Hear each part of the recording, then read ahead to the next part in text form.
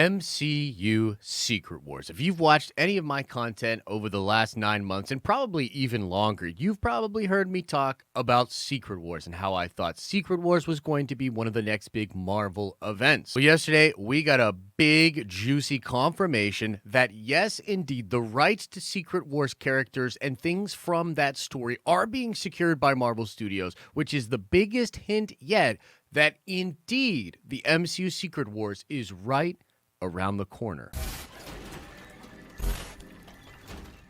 What is up, everybody? Welcome back to the channel. It's Josh, of course, and make sure you smash that Liz-like button, especially if, like me, you are so dang excited that we're getting some evidence for Secret Wars coming to the MCU. So I'm looking at comicbook.com here, comic book report, cbr.com, and I want to go over what exactly was said by Jim Shooter. Then I want to talk about the things that I heard about this, why I was sort of already on the Secret Wars train, and why I ultimately believe Secret Wars will be coming sooner rather than later. And I know that's going to be a bit confusing for fans, but just trust me, it is likely to be very similar to a situation where they did Civil War way before we were ready for Civil War, and they changed it a whole bunch to fit to the MCU. That's likely what they're going to do with Secret Wars as well. So let's read here. It says, Jim Shooter says Marvel is developing a live-action Secret Wars, okay? Jim Shooter, who is the writer of Marvel's original Secret Wars event, says Marvel Studios is developing a live-action adaptation of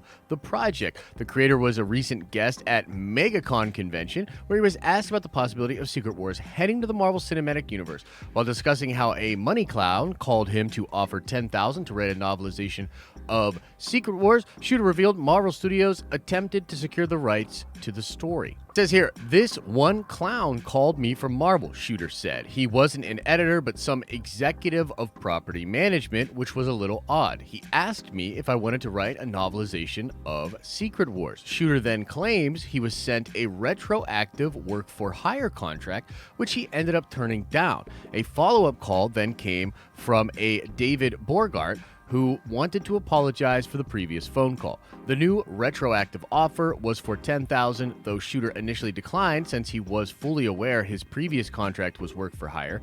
Shooter then stated Marvel didn't have a piece of paper that said the company owned Beyonder, Titania, Spider-Woman, Spider-Man's black symbiote costume, or any other Secret Wars characters. He added that Marvel didn't have to retroactively pay him to use the characters, though Borgat insisted he should take the money, dummy, which he ended up doing. This means you're making the movie, right? Shooter asked. I'm not allowed to tell you that, Borgat reportedly replied. Shooter followed up with, well, I think you just did.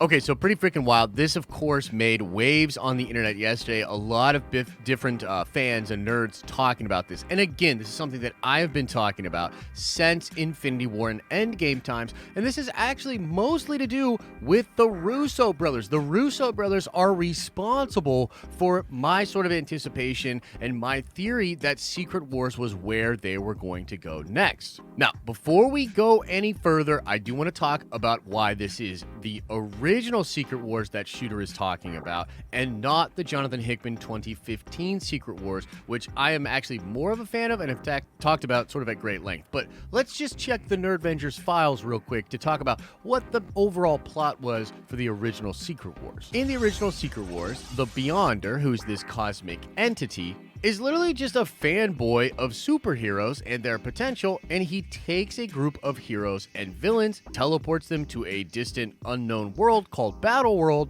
which is apparently a planet he literally created, and he literally declares, I am from beyond. Slay your enemies, and all that you desire shall be yours. Nothing you dream of is impossible for me to accomplish. And in the story run, we see characters like Captain Marvel, Captain America, Hawkeye, Iron Man, Thor, Wasp, Hulk, and some of the Fantastic Four, as well as some mutants and Spider-Man and Spider-Woman, team up against villains like the Absorbing Man, Doctor Doom, Dr. Octopus, Enchantress, Kang the Conqueror, Claw, Lizard, Titania, Ultron, Volcana, and the Wrecking Crew. Now, the original story ends with Doctor Doom essentially stealing the power of the Beyonder and claiming that he is now in charge of Battleworld. The heroes and villains team up to defeat Doctor Doom, and then they find their way back to Earth, or at least some of them do. Ben Grimm actually stays behind and explores the galaxy and was replaced by She-Hulk in the Fantastic Four. The villain Titania is created, and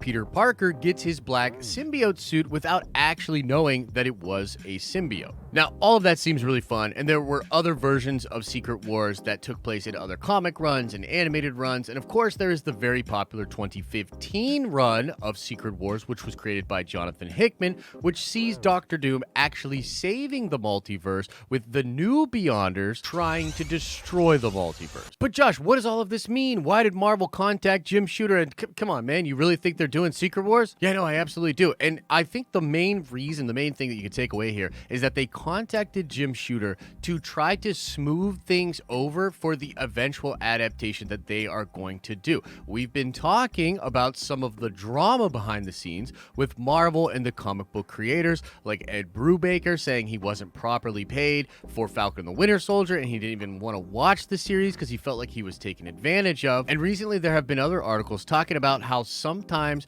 Marvel Comics talent gets paid $5,000 and gets invited to the premiere when the properties that they make go on to make millions and millions of dollars. Now, what it sounds like Shooter is referring to is the fact that somebody at Disney was given a list of names to reach out to talent to try to basically smooth things over, pay them for a new project, or get some kind of compensation to these people ahead of these properties being developed. The legality here is weird, but it at least shows that Marvel is trying to do something that is morally correct when it comes to these different characters and giving a fair shake to the people that created them. And I don't know, to me, $10,000 still doesn't really seem like enough. I feel like they should pay him more, or perhaps even give him royalties of what the merchandise sales or what the movie could eventually do. But that gets tricky because I think we all realize that Kevin Feige and the MCU team is going to take the idea of Secret Wars, likely a lot of the things that happened in the original Jim Shooter run, but also in the Jonathan Hickman stuff,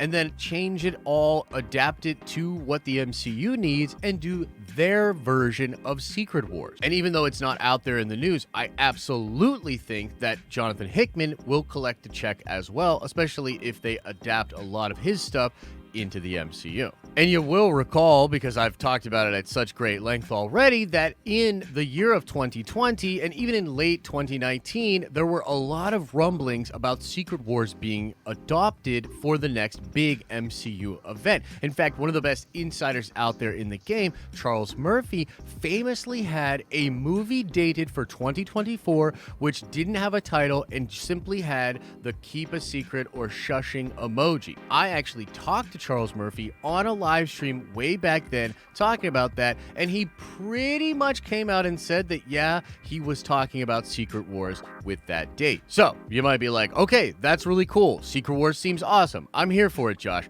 But isn't it way too early to be doing Secret Wars? If originally Secret Wars was going to come out in 2024 and maybe now is being pushed to 2025, isn't that still way too soon? And my argument against that is twofold. Number one, again, I think it's important to recognize that we got Civil War way before we got the actual Civil War characters and the true setup for what that could be. We get Age of Ultron way before that story happens, at least, you know, as far as in the comic books, and it's way different than the comic book story. So they will take these big events that were very popular in the comic books and then they adapt them to the MCU. And so whatever version of Secret Wars we get probably in 2025 will be very different than the ones we got in the comic books, but they might pull some elements or characters from those different stories, which is likely why they cut a check to Jim Shooter. And the other reason that I absolutely disagree that this is too soon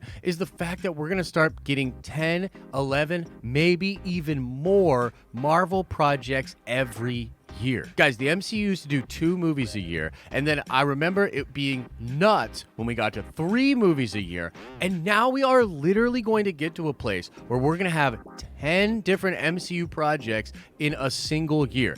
That means in the next 4 years, you will have 40 different pieces of content, and that includes big shows that you can do a lot with in their time spans, and massive franchise movies and individual films as well. Mainly what I'm saying is they have so much time to set up a number of different important elements within the next couple of years to pay them off in a Secret War. I personally think this is a big deal for them, something they already have planned, and something that they already know the Russo brothers will be coming back to film. And when the Russo brothers were originally talking about this, they were talking about how fun Secret Wars would be to do now that all the Fox characters are coming into the MCU. So getting Doctor Doom, getting the Fantastic Four, and getting all of the X-Men characters and the mutant characters is going to be really important to establish as we head towards a Secret War. And one last thing I'll say to that, if you're still not convinced and you still think it's way too soon, I would tell you